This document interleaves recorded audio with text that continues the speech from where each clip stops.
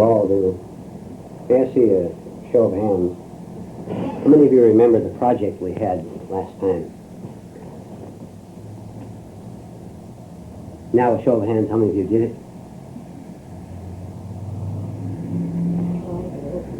Sally said you did. We'll review it a little bit. And then we'll see the purpose of it. If I'm in the habit, in talking with other people, in all my contacts in the outer world, if I am in the habit, and it is a habit, of talking with people mechanically, of searching my memory real fast in order to see how to behave, then this will be my dominating reaction to life. I will talk mechanically, and I will always say the same thing. I will always have the same feelings within me as I respond to you or to that challenge out there. Which means that I am not awake at all. It means that I am responding to what happens out there according to what happened to me 30 years ago, 10 years ago, 1 second ago when you made a remark to me and I responded real quickly, the only way I know how, which is from memory, the way I always behave. How are we going to react in a new way so that I am not responding in the way that has given me all these miseries and all these problems and all this nervousness? Because even if I respond real fast to you when you give me a challenge of some kind, I'm real nervous about it. Because there's something in me that says this is all wrong, but I don't know what to do about it. The idea of this little practice experiment that was given to you was to, whenever you catch yourself speaking to someone, first of all, be aware that you're talking to someone. See yourself talking. Have you ever just seen yourself talking to someone? Having seen yourself talking, you can now go on to the next stage of doing something that causes a disturbance, an interruption, which will shock you a little bit. Because every time you shock mechanical action, you feel different. You feel a little strange. Just think of your friends and maybe of yourself. Think of people who have pet phrases they use all the time. They have a pet phrase. For some reason, psychologists love the phrase correlation. They can never write a book or give a talk without using the word correlation. I don't know why. Or someone who says, well, in connection with, it's because they're not even conscious that they're repeating this over and over, but other people notice it. All right, that's a relatively small thing. The idea of the project was to watch yourself talk, and when someone says something to you, to deliberately, by a deliberate and conscious effort, not react the way you always react. Because it is this mechanical reaction that gets us into trouble. Why? Let's see why. Because you're not talking from yourself at all. You are not your mechanical reactions. You are not your stored up thoughts. But we don't know this because we never even looked at it. We've never gone into it. So by giving myself a little shock one day, and an hour later, maybe the next day, I begin to see that I'm not talking from myself at all. And you know, this is terribly embarrassing at first. Because for the first time, we begin to see ourselves as that other man sees us. He knows all kinds of things about us that we don't know because we've never looked. And we would deny it if he told us that. We always say the same thing over and over and over. Something protective maybe, something that shields us from something. So by giving us the shock several times, then eventually, in a conversation, we're watching ourselves talk as well as talking. That doesn't mean we sit there and remain silent, but we're watching it. Then, instead of coming right back as we always do from up here somewhere, we will hold it back and not say something. You have to, this is not suppression, you understand. This is a deliberate, conscious act so that we don't say these things over. Now we've got that out of the way. And when you do this over and over the months and over the years, finally, you will be responding from two things mainly. from correct memory, from what is right on the everyday level. You know you're not supposed to go 50 miles an hour in a 30-mile zone or something like that. And also, you'll be talking from something that has nothing to do with your past at all. You will be responding right now. Get the idea of time into this. You'll be responding from right now, which is free of you. And it's free of your father. It's free of your mother's angry look when you were 10 years old. It's free of that scary headline you read before you came in here, or this morning. See, we respond mechanically because mechanical thought is memory. We pull it up and we talk the way we always talk. Therefore, here, we are never ourselves.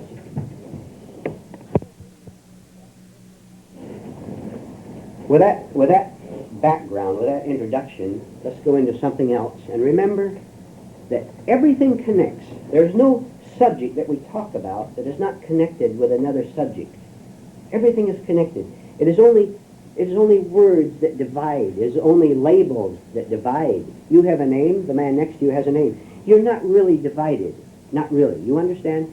If I think I'm divided from you, I'm in trouble with you, and you're in trouble with me. We're going to find out. This is very serious. I'm not saying this lightly or philosophically. Very serious. We're going to find out how to solve every single problem that you have or that I have. Not the problems of the next door neighbor, because he's not interested in solving his problems. He doesn't know that there is such a thing as what we're going to go into. But we're going to solve every single problem, no exceptions. There's no exceptions because there's only one foundation for all problems. And that is, as we've said many times before, a false idea of about who we are, a false identity. If I can see, now this is the single most important point of what we're going to cover this morning. You must listen and you must think about it when you go out of here. If I can see that thinking about my problems can never solve them, never do anything for me, if I can see that, really see it, all problems are gone. What problems? You name it. If you have a problem in your life, anxiety, problems concerned with human relations, problems concerned with sex, with finances, with whether you're young or old, with health problems. You see, there are no exceptions because there's only one basic error that we have made. If we can cancel out this error, this wrong thinking, which we can do, which is what we're doing here, the whole thing collapses. Again, this is not encouragement. This is wonderful. This is a fact. The whole thing collapses. You have no problems at all, which means that you must not love problems. You must not love worry. You see? Yeah. If you worry, you love your worry. You love the agitation from it. You love the excitement. If you had no, not you, anybody.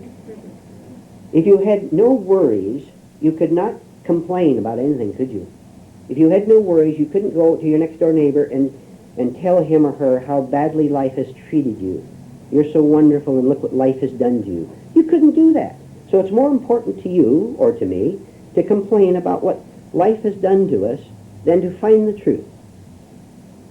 We can see that we must give up our love for problems. They will start to go away because there's no problem except those that we create by our wrong thinking. This is hard work, but it can be done. And the whole thing is cut out all at once when you see it. Now, if you have no problems, see, don't you understand? Without a problem, most people don't have any purpose in life. If this man can't file a lawsuit against his neighbor, he doesn't know what to do with himself. If this woman can't find a new boyfriend or get rid of an old boyfriend or whatever it may be, what on earth am I going to do with myself? It's very frightening to people to live without problems, to live without difficulties. That's the last thing you'll give up. Do you understand so far? If you love to fight, this is the problem. Not what you say this person is doing to you or what society has done to you in the past. Now, where does that leave us? With just one thing. If I have a problem, I am the problem. Period. End. Right there. There's no way on earth you can hurt my feelings. No way on earth you can persecute me. No way on earth you can steal a thing from me. If you have nothing to lose, what can you lose? If you lose all your false values, all your ideas about what people owe you, or what you have coming to you, of your so-called rights, if this is the way you live, I feel very sorry for you. Because I know that you're going to punish yourself every day trying to do the impossible. Now, let's say I have a problem, and you know, I keep it to myself. I don't tell you. I tell you on the surface, but I keep the deep ones to myself because I'm embarrassed about them or ashamed or something like that. But I have this deep problem in me. It makes me nervous and agitated, and I want to do something. But I don't know what to do. Oh, this starts so early in life. So when I'm, 10, 12, younger than that, 5.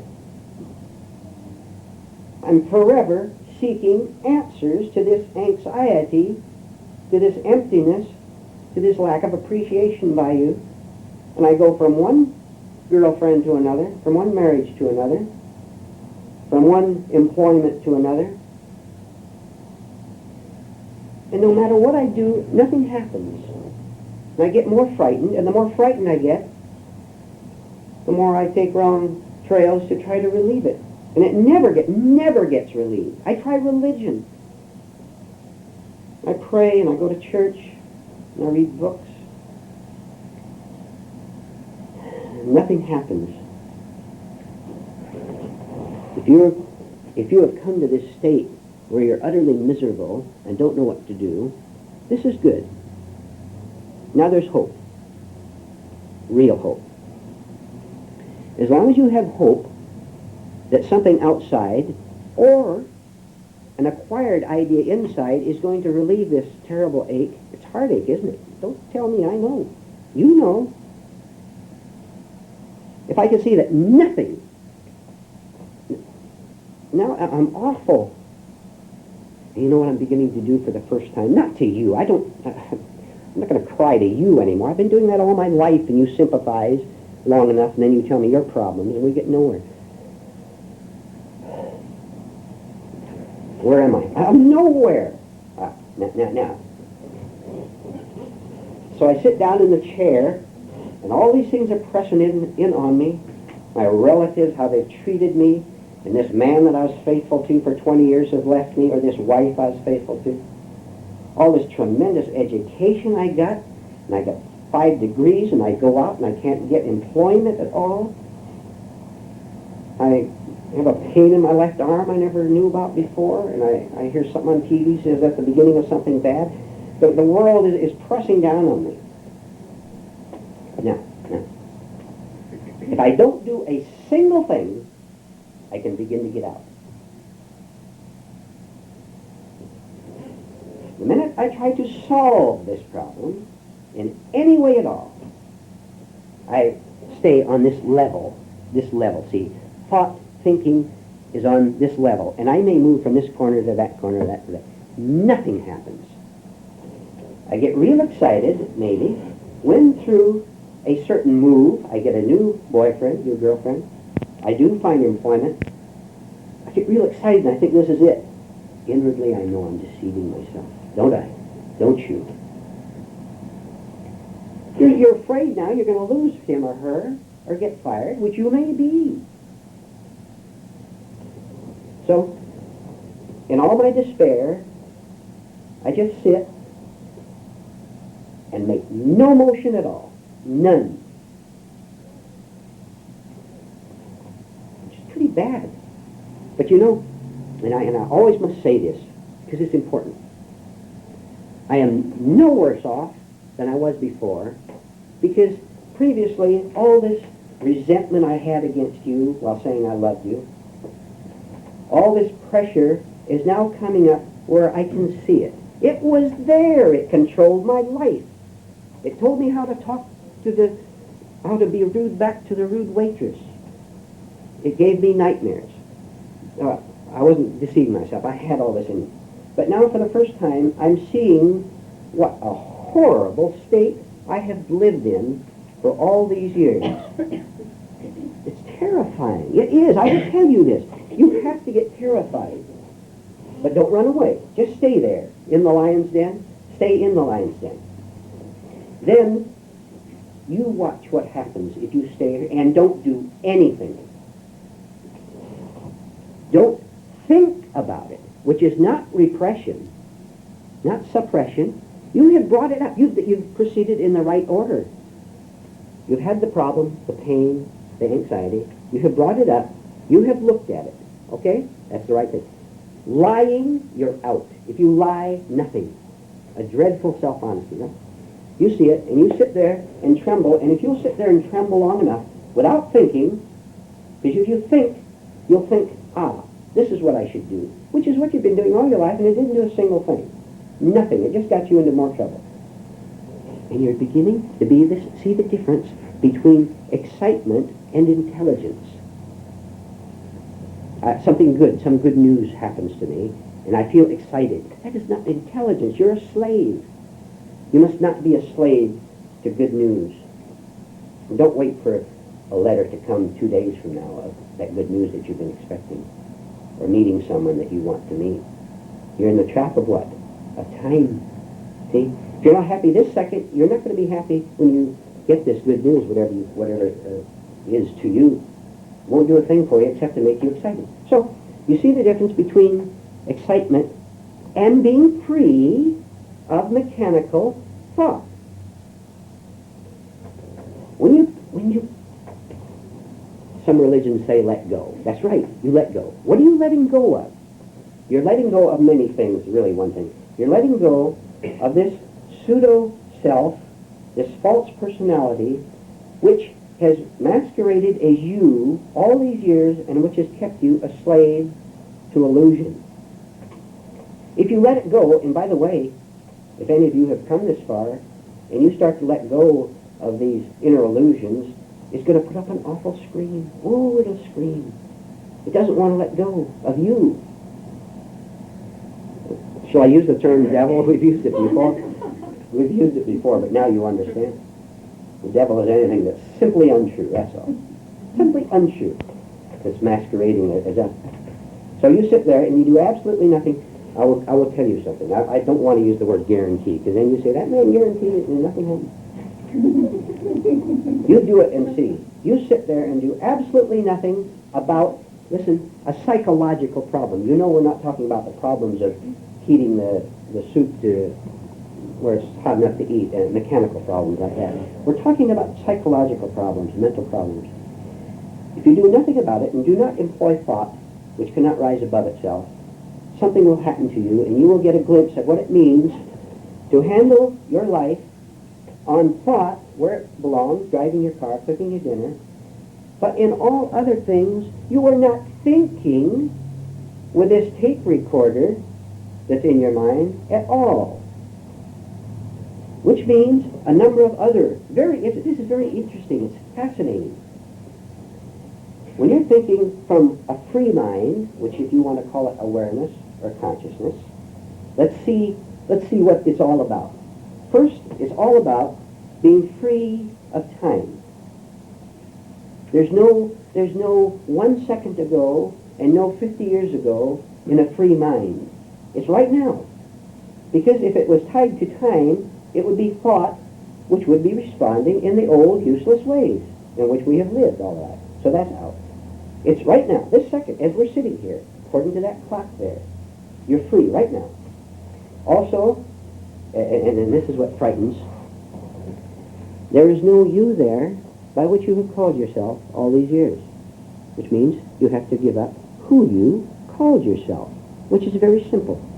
It's simple when you see what this masquerading person, in quote marks, because it's not a person, has been doing to you. This is intelligent self-interest, which means as you become sane, you will not pass on insanity out in the world, which is true morality for the first time, true conscience. How easy it is to give advice to do this or that and not do a thing with ourselves, but you know that. So I see that there's another way. If you want to call it higher thinking, I suppose you could call it that if you want.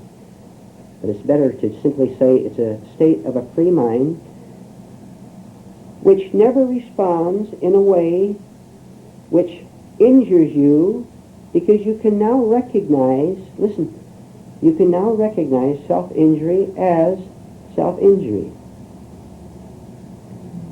Then, you know, your whole life will change in a way you cannot possibly imagine.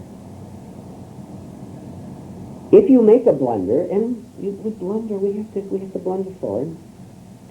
Instead of making a self-reference about this blunder, I said a stupid thing, didn't I? I acted impulsively, didn't I, when I was with this person, because I was so nervous. I didn't know what to do. So I did this stupid thing.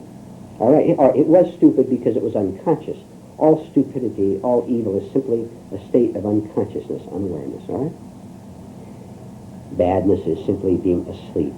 We call it psychological sleep or spiritual sleep, nothing more than that, which means we get away from condemning either ourselves or others, because that is egotism. If I condemn you, I'm saying I'm not the big sinner you are. Condemnation is out. So I do this foolish thing, and instead of referring it back to what a stupid person I was, this is pure egotism. You say, I see what happened. I see that I was nervous when I approached you, and I made this impulsive, stupid remark because I was in a state of sleep. Okay, I've caught it. Fine. And I may do the same thing tomorrow. I may do it 20 more times. But I'm getting onto the track of what is happening inside of me. And I don't call myself stupid. I say I simply was unaware, asleep at the time. But if I condemn myself, I'm simply building another false I in me. And I do this over and over, and I use these different projects that we have had over the months. And I don't fall into traps quite as much on Thursday that I did on Wednesday. And on Friday, I'm just a bit more awake. And when I'm driving my car, I drive consciously. If I have worries, I look at them and say to myself, I am not going to make myself the center of this world anymore. It is too painful. I'm not going to pay the price for being an egotist anymore, which is what it amounts to, you know. Then you work real hard every day and break things down a little bit more. Then it becomes a very simple thing. When you have any kind of a problem, psychological problem, an emotional problem, which is a psychological problem, becomes a very simple thing to not make a wrong move, which is try to solve it, which is to try to solve it on the level of ordinary, everyday thought. It has never solved it, has it? You tell me now. I'll pause a minute. You tell me whether your thinking has ever solved the problems. The problem may have gone away, but another one took its place, didn't it? Okay. All right, let's have comments, questions, and we'll open it up to discussion.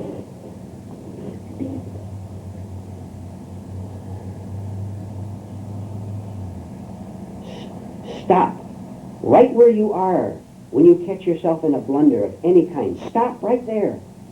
Don't justify. Don't blab about it, for heaven's sake. Stop.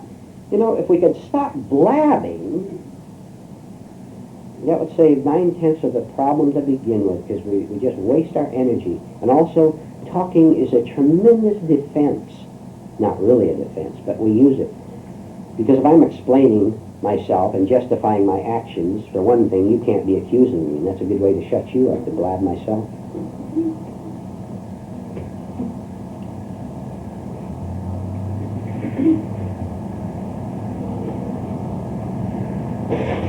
Do, if you ask a question or make a comment, keep it brief and to the point, please.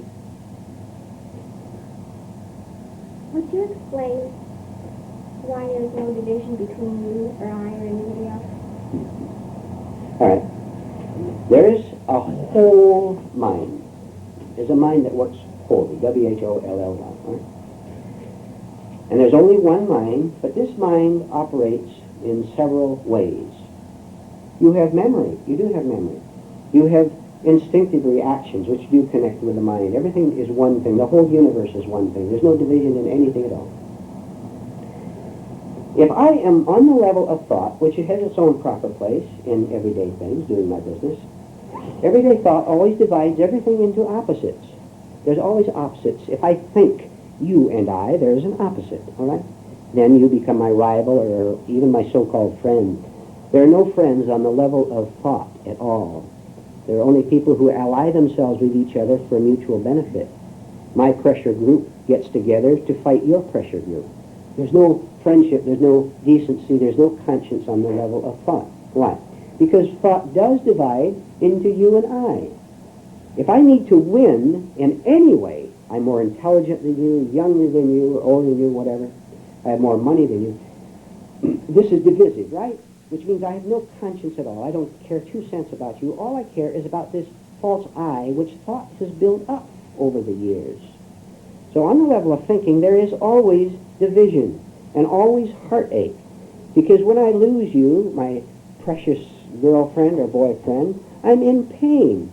I'm in pain because while I was with you, I felt secure and I knew where I was and my source of sex or money or companionship was there. All of a sudden it's gone and I'm frightened. I'm really not frightened at losing you, not at all. I am frightened at finding out that I'm alone. But this was a false move on my part by creating you as someone who could fulfill me, because you can't do one thing for me, nothing for me. I have to do it all myself. Then I can be in relationship with you rightly. Even if you are still on the level of thought, and I'm living consciously so that I don't see you as an opposite to me, I'm in right relationship with you. Therefore, I never have a problem regardless of how badly you might behave toward me. Which means that I'm not necessarily going to seek you out as a friend, because you, or, meaning everybody, might be quite far gone. This is why you must not help people who don't want help, which most people don't. You're very foolish if you think you can save the world. Some of you are nodding and smiling, because you have done this. When I don't think from thought toward you, acquired thought, and think that I am Tom Smith, or whatever my name is, when I don't think this at all, I don't divide myself from you at all. I think toward you consciously. I see you. I am seeing you all. I'm speaking personally now. I'm seeing all of you sitting here freshly for the first time. Regardless of how you are like, I don't accept your pictures of yourself as being true.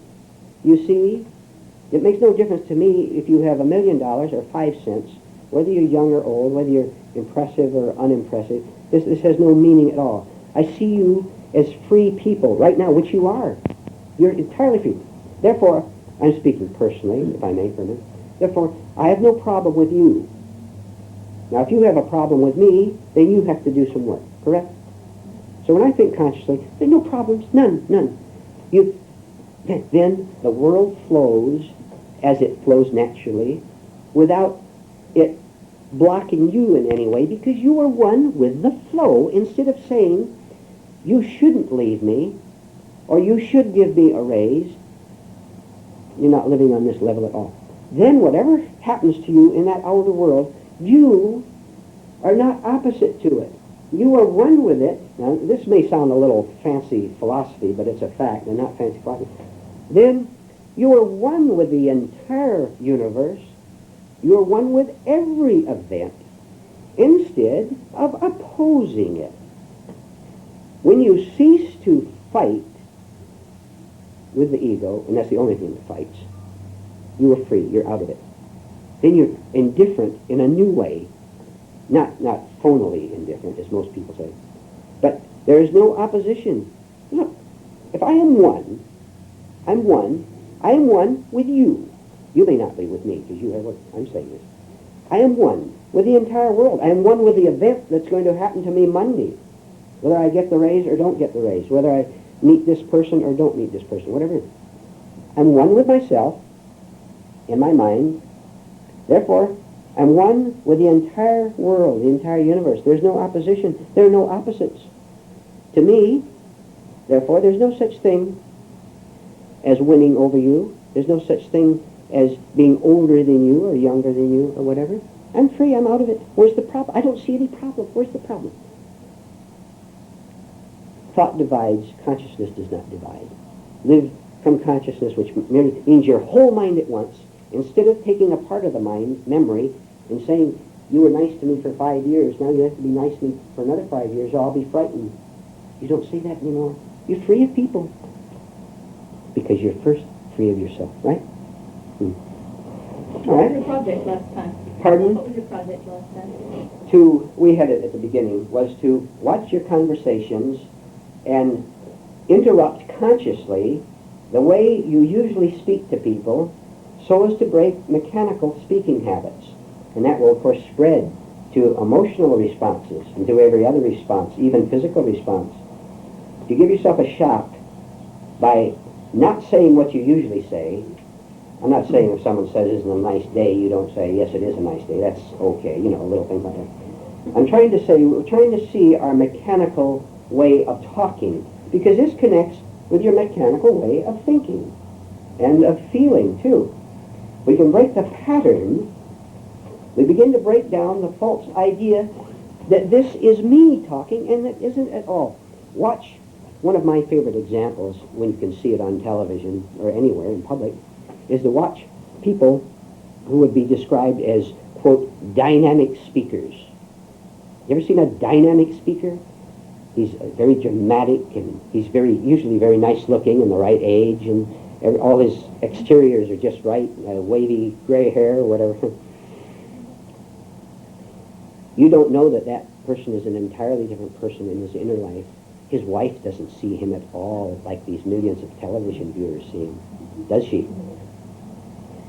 This is what we're trying to catch. Now, and this is just one way. There are many ways. There's a meek person who goes around meek, mild. There's, you name it. You find your own examples of stage acting, a public performance. And as I said before, it's a terrible way to live, because you're always worried you're going to forget your lines. If you're not on stage, you have no lines to remember at all. And you speak spontaneously, and you speak intelligently. You're not worried about anything. You're not trying to get anything. You're not trying to impress anyone. Can you see, then you may say something. Can you see the great relief of not trying to impress anybody about anything at all? Oh, what a relief. What a saving of energy. You take a deep breath and you say, oh, I wish I'd got onto this many years ago. But we're starting now, and we're working real hard on it now. All right.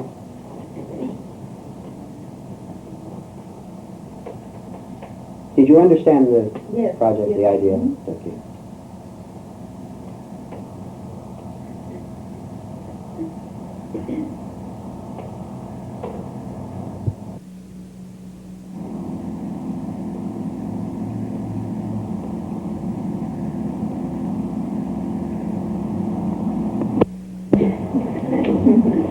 Why do we want to impress others? Very simple. I have an image of who I am, and in order to keep this phony image intact, I have to keep feeding it. And which makes me, it's terrible. If you don't confirm the image, I'm shaken. It wasn't me at all. I'm shaken and scared because you didn't confirm it. This is why people who are walking around with a bunch of false images about themselves are very careful who they associate with. And they associate only with those people who, quote, confirm, end quote, their images. You belong to this political party or that religion or that race or whatever it might be. And to get other people around you who think as you do is very seemingly protective. And if this is the way you want to live, then you'll be a slave all your life. You have to expose yourself so that you see that these images that you have of yourself of being so brilliant, so intelligent, so good, so kind, so considerate. I heard a woman say on radio a while back, I made a study of her in particular. She said, I'm the most generous person I have ever known. Do you think she ever stopped and thought, what did I just say? Isn't that a terribly egotistical thing to say to all these people out there? I'm the most She was serious. Do you see how you could never ever say anything to that woman? What would her face look like if you told her, Madam, you know better than to talk about these things to people who don't want them. They're going to snarl at you. Stay away. Work on yourself. You're going to have enough problems with your own inner reactions to seeing these things without bothering with people out there. So, if by exposing myself and taking the pain rightly of seeing that an image was a phony image, taking it rightly, we've discussed some of it, we don't refer it back to myself, then I will begin to get out of the trap that I've lived in all my life. What else is there to say? See that it was a false image, bear the pain, instead of trying to escape it by getting angry at the person who says that you are a hypocrite. If you are a hypocrite, for heaven's sake, see you're a hypocrite. And eventually the time will come when you're not a hypocrite anymore, which will mean, thank heaven, you don't have to be on guard for anything anymore. There's nothing to protect. What a wonderful thing to have nothing whatever to protect. Think of the relief. And then you'll work harder. This, by the way, is correct emotion. When you see the possibility of being free of strained intention of protecting this false personality that goes around calling itself I, me.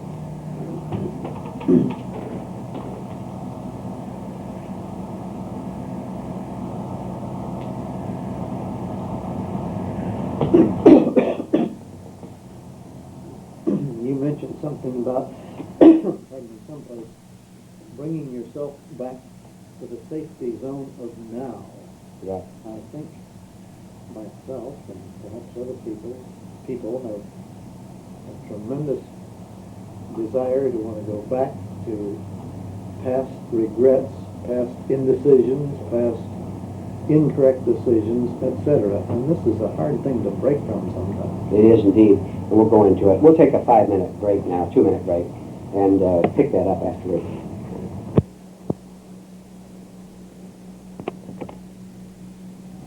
Mr. Howard's talk will be continued on the other side of this tape.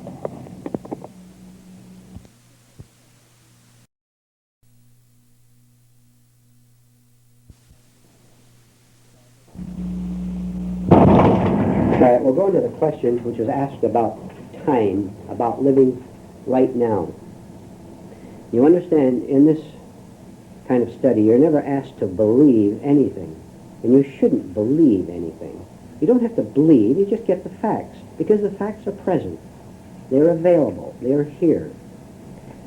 So this is a fact. What I'm telling you right now, I'm going to tell you right now, is a fact. At this now, right here, at this time, your real nature, your original nature, is free of every anxiety, of every problem, of every division, on any level, whether it's a problem regarding your personal life or a problem regarding another person, because they all refer back to you. If you could see it, and you can see it, if you can see, what did we talk about earlier? If you can see that thought is in time, thought is not in now. Conditioned thought is not right now. It always refers to time, to yesterday, to 50 years ago, because it builds up an identity of who you are. It builds up a pattern of comfortable reactions and responses and actions which have chains around them because they are mechanical. When you see that you don't have to live in thinking, in thought, except for practical matters in everyday life, you put on your shoes using thought. Left shoe, right shoe, tie the lace, or whatever. That's thought. That's fine, no problem. Which does not create a psychological problem. But if you get angry and impatient because a shoelace broke, you're now in time. If you get angry at anything, you're on the level of thought and in time. If you get, listen, fear is a big problem, isn't it?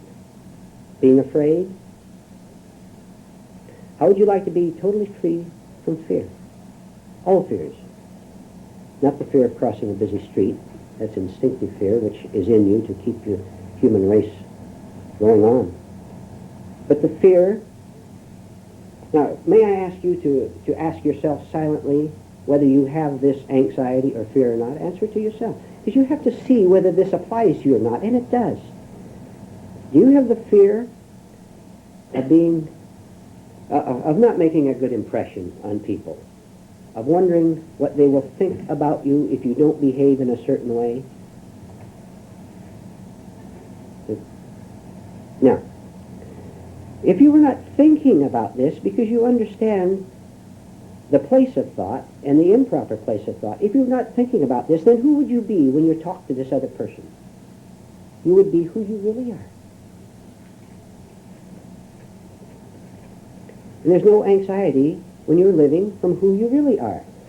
This is very difficult because people can't see connections. Because I know the questions that some of you won't ask. You're saying, all right, I go to an office and I have a terrible boss. Or I go home and I have a terrible wife or a terrible husband. If I don't behave in a certain way, I know very well that he or she is going to be anxious toward me, and that will make him angry. How do I solve this? You say that we're supposed to live from ourselves. A lady asked last time, how do we change the past? You change the past by being who you are right in this second.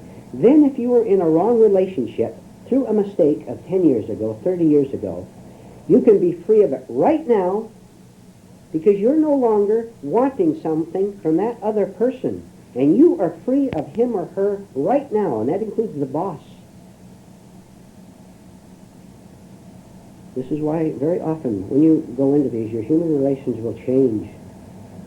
You won't have the same people in your life. You will go to political meetings and waste your time and things like that. You won't repeat this mechanical pattern of excitement, depression, stimulation, dismay, excitement. Now that I've got him or her, what on earth am I going to do with him? You laugh because this has happened to you. And this whole pattern will break because when you're living in now, there can't be any reference to the past, which means you respond fully, freely, and always correctly. There are no mistakes in living from an independent and free mind. No mistakes at all. You are living in now. You are right now. There is no time, except as a calendar, which we use for convenience, or the clock. There is no time.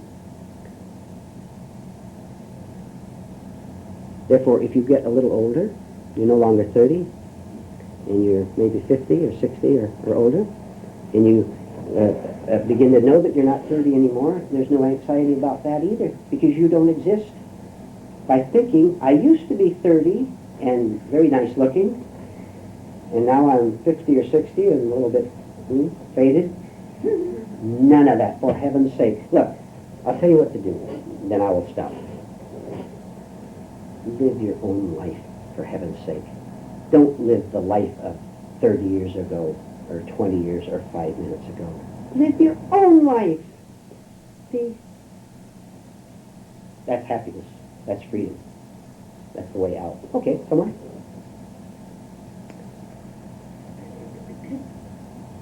Isn't there a gap? I wanted to ask you. You say, you're free immediately, and I recognize that. But isn't there a gap between, for instance, if you need to be free of an unpleasant circumstance, so you recognize and you're aware of your freedom, but isn't there a time lapse between regular time, and the feeling? No. Look, first of all, you have a problem, let's say, with someone, okay? Yeah, let's say you have a problem with someone. With someone. Yeah. Where does the problem exist? It exists in your mind. In your mind. Yeah. You understand we're not saying that other person doesn't behave badly. He may be terrible. We're not saying that. This is what I mean by the time. No. No time at all. The minute you're in time, what are you in? You're in thought. You're in conditioned thought. You're in acquired thought. Mm-hmm. And we always say, I'm going to take time to solve this problem. You'll never do it. You'll never do it. You're free right now. But you don't, I understand. I You're understand. shifting back into Yeah, the yeah, time yeah. thought of it. Right. You're going back into time because a number of reasons. First of all, you've never broken out of it. Second of all, you see that thought, it seems protected. You see, we feel comfortable with the old, don't we? The familiar? Don't people fear the unfamiliar? Why do you think there's not 10,000 people here today? This is too frightening to plunge into something like this. But you have to do it. You have to go through it. We're doing it a little at a time. No time at all. Right now, you're free, which does not change that other person unless he wants to work, which he or she will not. I can almost guarantee that. Meantime, you have done your responsibility. What is your responsibility? To be sane. See, to not be a fighter, to not argue, to not lie and say that you can solve the problems of the world if they would only give you a chance. We have to stop. If we would stop lying, that would do it. See?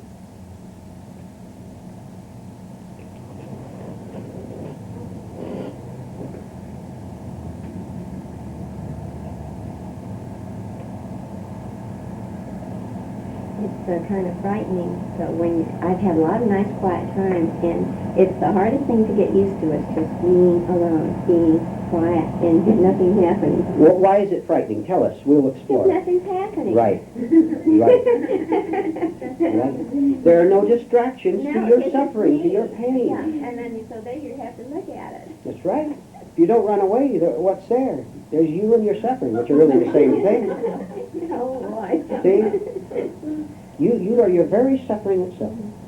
And That's you why you go try to escape back into a time thinking attitude of mind. Right? Most people live in dreamland of one kind or another. You meet people all the time who are telling you about the wonderful time they had at the vacation or when their husband or wife was alive. They're living in dreamland.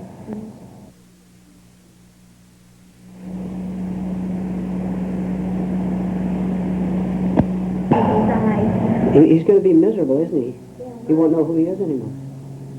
All right, go on, if you will.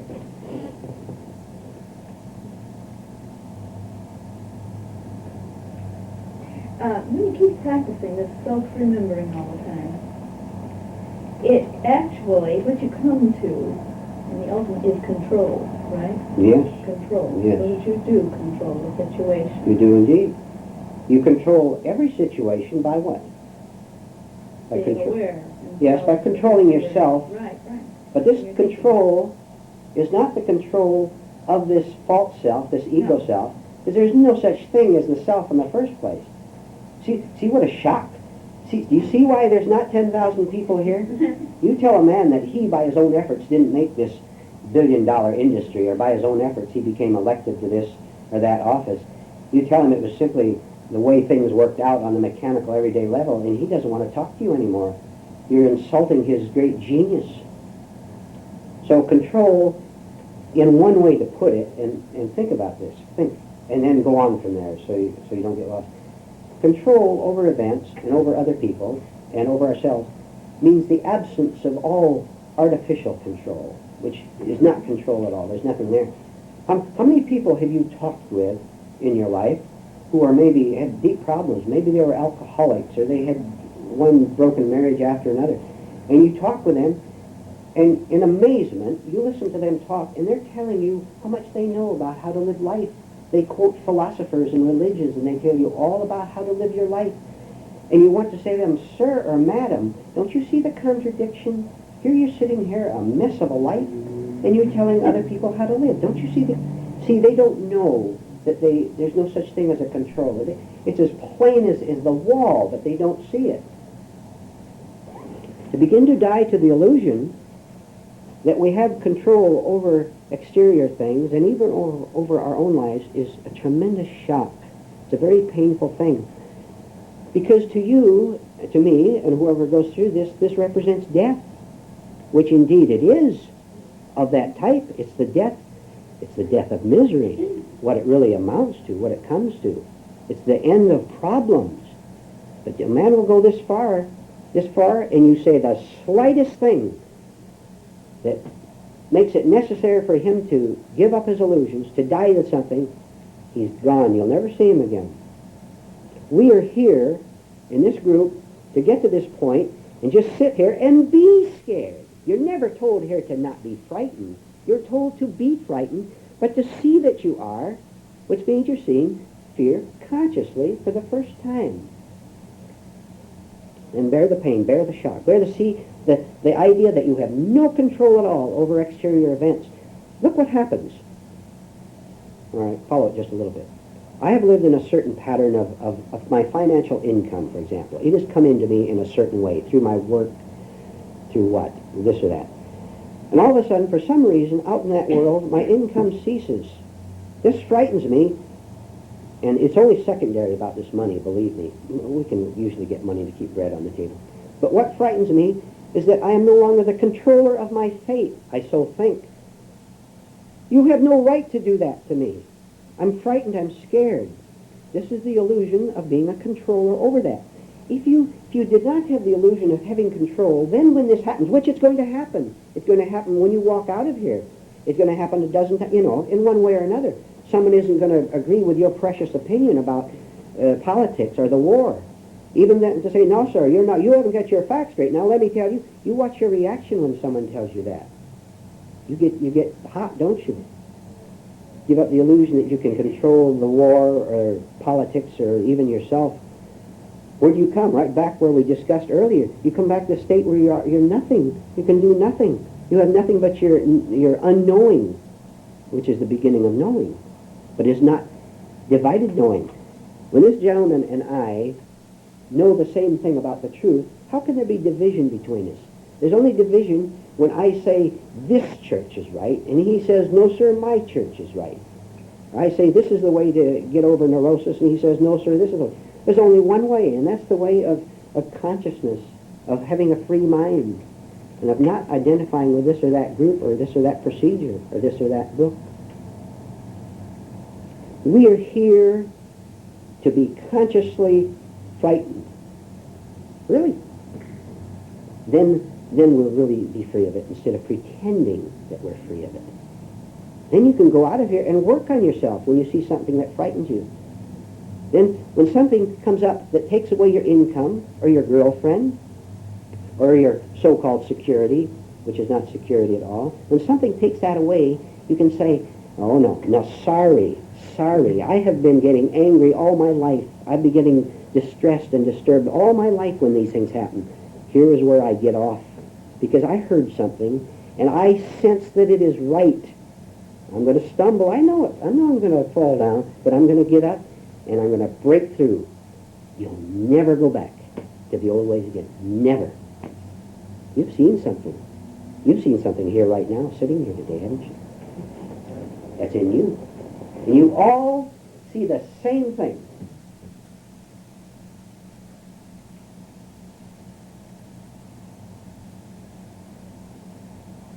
Don't you dare let yourself be influenced by people.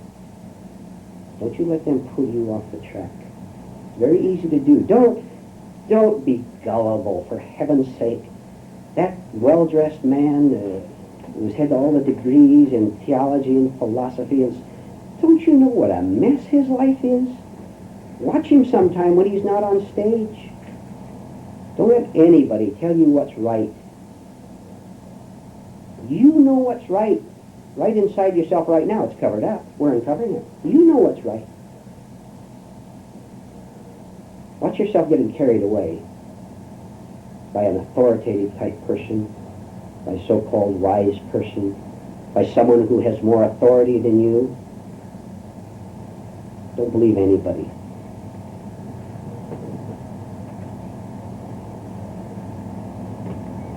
And you're allowed and you must get emotional in the right way about this.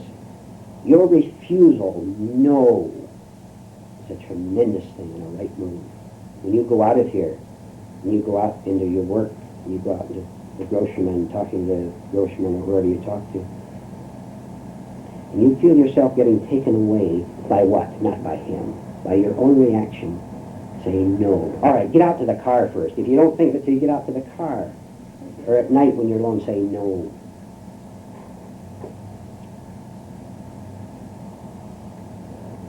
Right?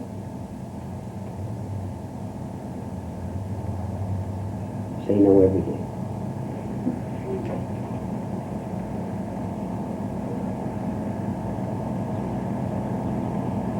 Yes. When you're in a state of thought and you're trying to solve your problems through thinking, which is confusion, Yes. isn't that the state that separates you from yourself, from actually getting to the root? Right. Do you see why? Yes, Do you understand why? yes. It's like an escape. I mean, it's something. It's an that- escape, and it's also saying, I am me apart from the whole, and there's no me apart from the whole at all. There's this cluster of identities and labels, but there really is no me. So it is indeed an escape. The escape is based on the refusal to give up this false identity, this false I, see. Because we're afraid of letting it go. Don't fail to see that. Of course we're afraid to let it go, because we've called ourselves these I's, this self, all these years. What happens to the famous man when he retires again? Why is he depressed when his name is no longer in the paper? When he doesn't get all these honors that he used to get on television and in the newspaper, or even from his own family, if you want to narrow it a little. Why is he frightened? Because he's detected that the hoax was a hoax, but he doesn't want to see it because it's too frightening to go on from there and to give it up as a hoax. This takes courage, and intelligence and courage together gets us out.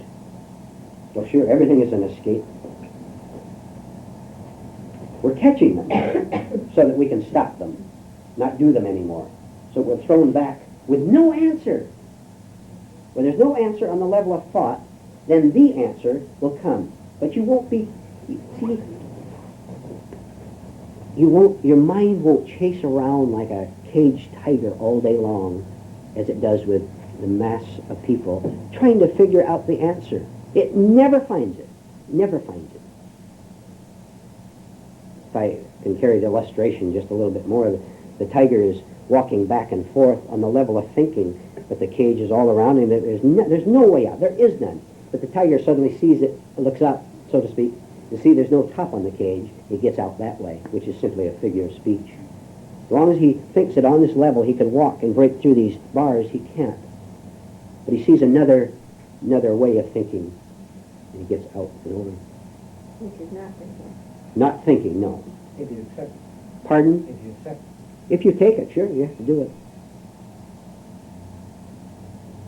Oh, you get good and tired thinking. Well, good. Yeah. Yeah. Uh-uh. Yes.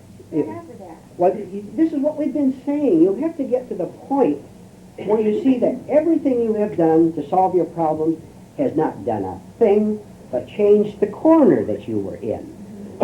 You had this wonderful husband or wife or girlfriend or boyfriend, for example, and everything was lovely. And then it blew up, see? Now, what's the first thing a person does? Oh, I'll get another boyfriend or girlfriend to replace it. This is mechanical thinking. I was comfortable with this person. He or she is gone in one way or another. How can I get my comfort back? I'll get someone else. And give up. Go through the pain of saying, I am not going to get you into the same trap I am, or me into your trap. You're walking into each other's traps. You're going to hate each other in about 2 more weeks, you know. You laugh again, huh?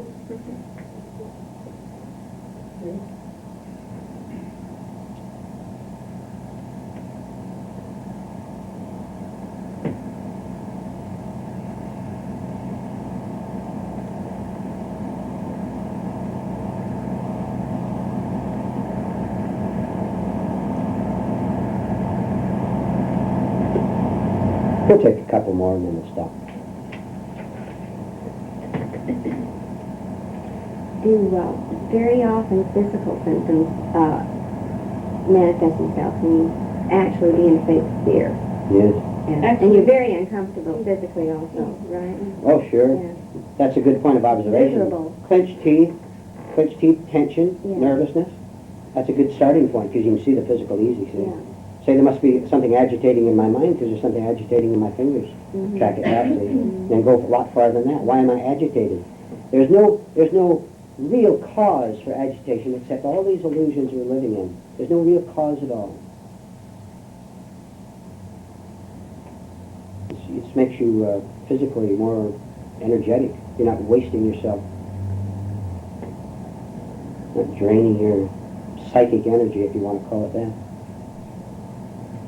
Then you grow a lot faster because all this energy is turned into all these things that you're supposed to be doing, like watching yourself, like understanding. Sometimes, I don't know if any of you ever get angry.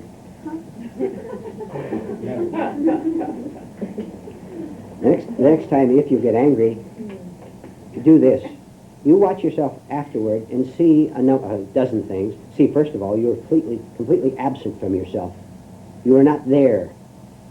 You're just raging. Some idiot was standing there raging. Then see how much energy you lost. People are always complaining about being tired. No wonder they're tired. They're busy blabbing, complaining. If not out here, then in their minds, wasting their energies all day long.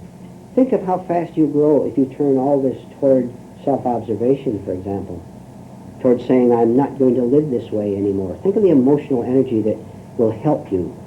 All emotions then turn to becoming enemies, so to speak, to becoming your allies, into awakening. Oh, you go fast.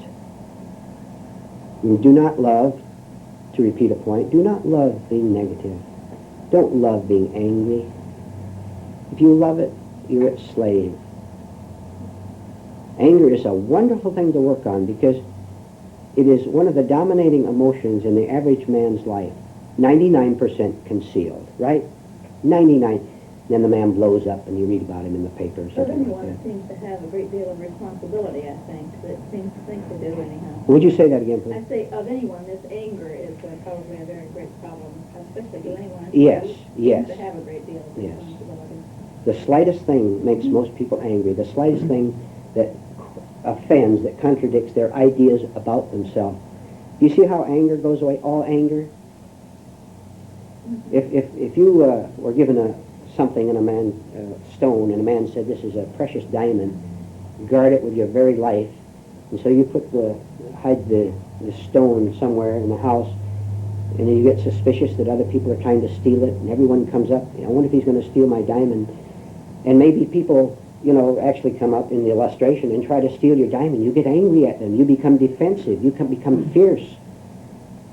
What happens if you find out that it was a counterfeit diamond, that it was a false diamond? What are you going to protect? Not only that, but they're going to stop coming around. He's giving me all stone. Pardon? He's giving me all stone. It's a counterfeit self that we're protecting. When you see this, why do you get angry at anything? You can behave toward me any way you want. You can tell him, behave toward me any way you want. Now I'll tell you something else. It turns out honesty. Oh, of course. But one more thing. This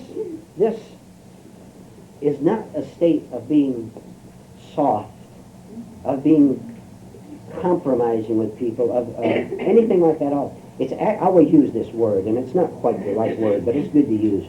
You will be very stern. As I say, now that's not the right word. What I mean is, because you don't have to compromise, you don't. Do you understand? You're stern without even thinking about it. You don't have to think about it. It means you don't bargain with people. You be nice to you, and I'll be to me, and I'll be nice to you. All that is out. All that is gone. No more bargaining. Which means, when you start this, you have to be able to bear the pain, the heartache of this person maybe going away from you, leaving you, if he wants to. If he wants to stay, he can stay. He cannot behave insanely. I'm sorry, you're not going to behave that way. You're saying this consciously, not angrily. Then, the choice of behavior is his, which is the last thing anybody ever wants, to have to be responsible for their own behavior. But you're forcing him to do this because you are no longer going to live this kind of a trading life because you don't want to destroy yourself anymore. And when you see that you are complete in yourself, then this other person can go or stay. It's up to him. It's up to her. And you'll be a decent human being regardless of his behavior. Then you don't calculate on the level of thought. You don't calculate. Well, if I give him this, she'll give me that. That's gone. It's out. This is slavery. One more question and we'll stop. We'll comment. in most cases where a man has been working and a wife hasn't, and she's really just trading this livelihood, I mean, as far as barter, I mean, for her misery. Well, it could be. It depends on the individual circumstances. We have to see it in our individual circumstances. Am I trading with you in order to get something from you, in order to ward off my fear of being nobody, of being nothing? This is what I have to ask. And if I'm doing that, then I have to give up this illusion that I even need to have you confirm me. There's nothing to confirm. Remember that from beginning to end. All attempts to feel secure are an attempt to make a falsehood appear as the truth. The falsehood being that we have a separate ego, a separate self, which is apart from the whole, because it doesn't exist. When I see this, then I stop trading, which means I have to be very watchful of my own motives for getting into a relationship and involvement with you. If I'm using you to ward off my loneliness, I've made a blunder. Now we're going to fight later on. You're doing the same thing, by the way, because we're on the same level. Yes? What if they're just using the means for the practical? I mean, the bread on the table, like you say, and the roof over the head. Well, it would Is that never... a fair way to do it? It would never be just that. It would never be that Therefore, they way. have to really be honest with themselves and say, how much of this is just really for the practical, Oh, how oh, much is yeah. the psychological? You have to see yourself. And there's nothing wrong with being in a relationship with any human being as long as you are right. Their relationship with you is up to them. And if they don't want to wake up, that's their problem, not yours. You are not responsible for anyone else. You are responsible for making yourself a sane human being. When you do, they won't want it. You won't have that large circle of friends anymore. You can't have all these women over at your house on Wednesday afternoon to discuss our children. No. And then they were done. All right, that'll be enough for today.